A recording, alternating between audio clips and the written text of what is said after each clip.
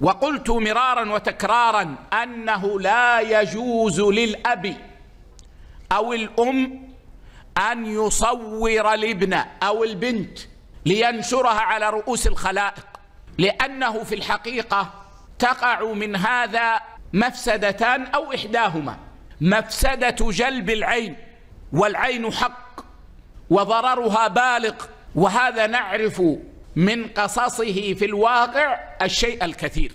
والمفسدة الثانية أنه قد يصور الطفل أو الطفلة في وضع مضحك أو وضع مزري وينشر ليكتسب الإعجابات، ثم يكبر هذا الطفل وهذا التصوير المنشور محفوظ ويؤذيه في قابل أيامه إذا أصبح يدرك، وهذا لا يجوز.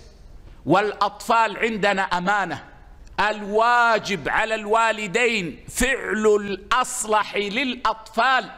ولاية الوالدين على الأطفال ليست ولاية تشهي، وإنما ولاية يجب معها فعل الأصلح، يعني أن على الوالدين أن يتقوا الله في تصرفاتهم حيال الأطفال، وأن يوقنوا أن الواجب عليهم فعل الأصلح والبعد عن الفساد.